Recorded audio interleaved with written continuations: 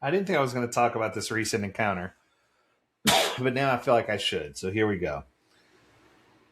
I encountered someone who had a conversation with me, and we're talking about how Agile is perceived. And most people think Agile is Jira boards, sprints, stand up, and sticky notes. But here's the thing all of those, or each of those, are just tools. Agile framework is a mindset about how work should move forward in a world that refuses to stay predictable. It's that simple.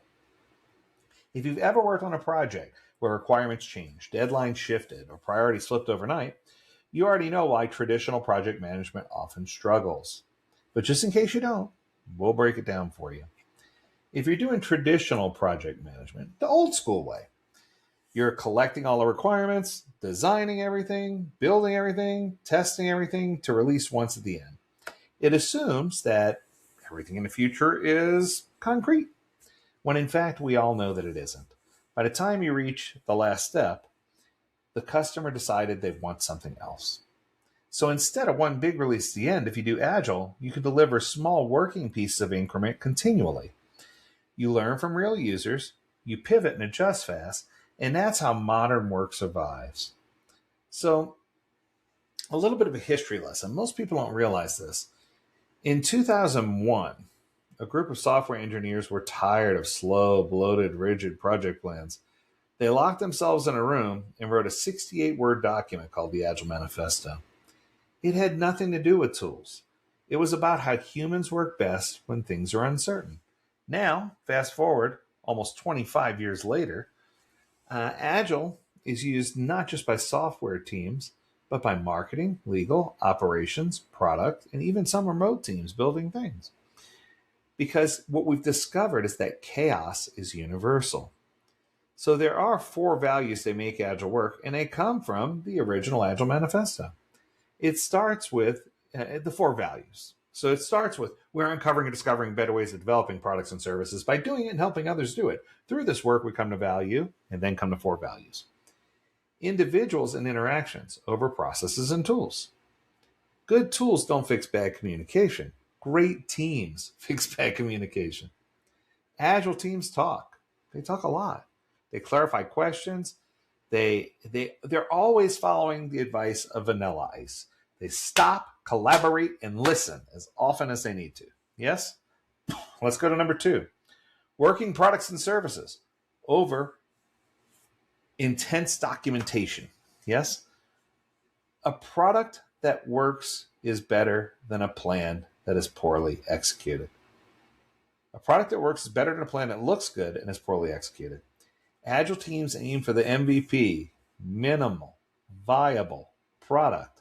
Get something real into the user's hand, something they can touch, something they can feel and taste. Then you improve on it and make it better. Customer collaboration over contract negotiations.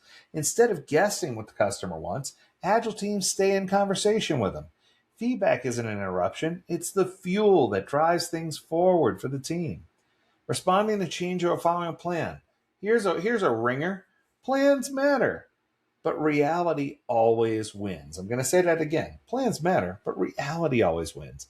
Agile teams adapt without panic. Agile isn't just some hokey pokey thing that you do for software design. It's how you run meetings, how you manage tasks, how you learn and discover, how you perform discovery, how you do initiation, all of these things.